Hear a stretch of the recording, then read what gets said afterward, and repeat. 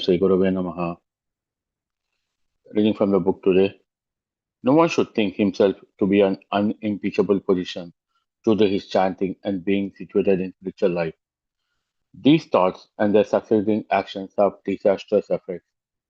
A neophyte may consider himself to be in an especially privileged situation, as he lives now in Krishna consciousness. He may think that now, being protected by the power of devotion service, he can do what his mind and senses dictate to him. This is the I am saved syndrome. As long as one is on a stage of Nama Bhasha, he has to be aware of this offense. If we are in bad association, we are likely to return to our old habits. For example, many devotees previously great love of rock and roll music. After some time in Krishna consciousness, they may hear the Rolling Stones again and get in the circles where they used to go before their spiritual life. Thus, it may happen that they attend a concert of the Stones, cultivating the company of their former friends, and again they are entangled in sinful life. Therefore, it is very dangerous to cultivate bad association. In this way, one should always be vigilant on the lookout of possible danger. One should be careful of feeling safe in one's position as a Vaishnava who chants Hare Krishna mantra, Hare Krishna, and then gradually commits sins. Especially on our level, we should always avoid bad association. Chanting destroys all another. The best means to become free of sinful prosperities is to sincerely take shelter of the holy name with pure motivation. The holy name is eternally situated in pure goodness. Only very fortunate souls can take shelter of Krishna's holy name. The process of chanting quickly removes the anartha in the heart and causes hridaya dhaurbalya, hridaya dhaurbalya, weakness of the heart, to disappear. Someone who develops unflinching faith in the holy name will immediately be released from the prosperity to act virtually, to act sinfully. Then his heart will shine with resolute purity. Chanting softens the heart and evoke compassion for all conditioned souls. The channel is constantly endeavoring for their spiritual well-being. He cannot bear to see the sufferings of the conditioned souls and tries by all means to deliver them from, from their distress. He has no lusty desires, no urge to enjoy the senses. He accepts only what is favorable for executing devotional service and rejects that which is unfavorable. He is convinced all circumstances that Lord Krishna is his protector, savior, maintainer. He does not identify himself with his body. In a humble state of mind, he constantly chants the holy name of the Lord. In this way, he loses all inclination to commit sinful activities.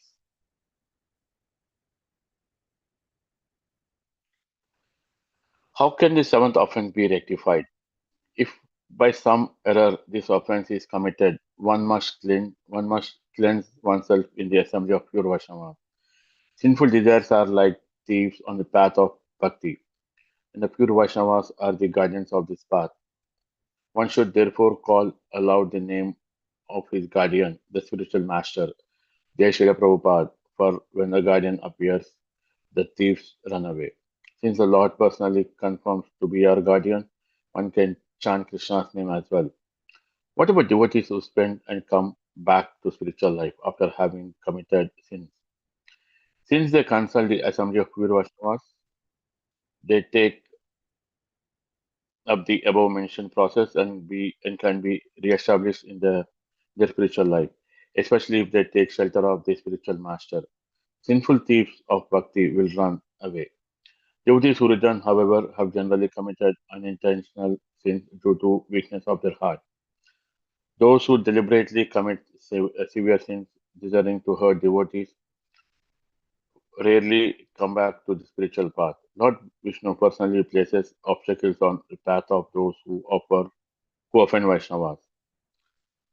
Let us summarize where all the merciful where the all merciful Lord is prepared to forgive the unintentional blunders of devotees.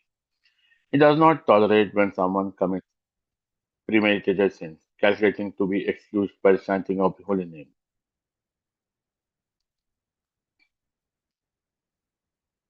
Offense. To consider the chanting of Hare Krishna.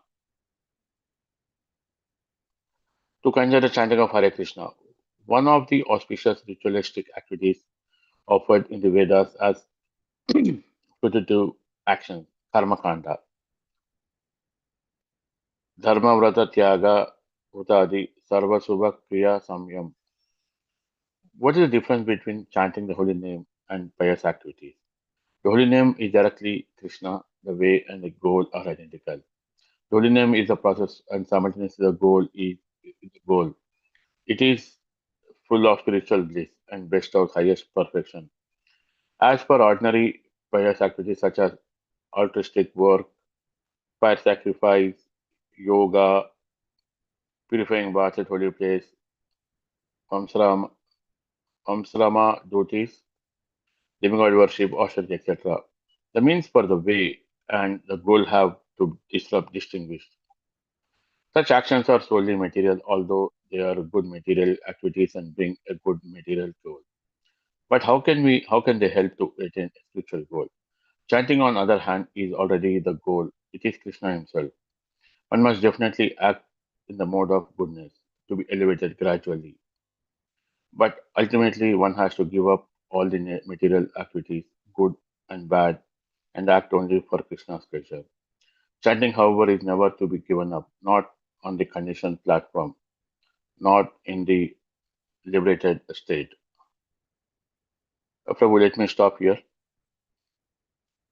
Very beautifully explained about the chanting and also the offenses, what we should do, what we should not do. This is technically like we are in the, Kanistadikari. Sometimes when we do these blaspheming sins or, when we go back to our previous life, all what we need to do is come back and then be in the Uttamadikari, always chant Hare Krishna Mahamantra, be associated with Vaishnavas, perform the karma kind of actions, and then just chant. Chant with heart, where you can cleanse your heart. Definitely you would see the Supreme Person of Godhead, Lord Krishna.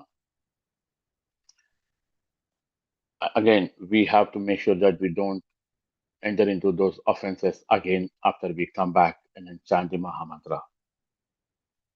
That definitely gives a person and then cleans his heart. Um, Prabhu,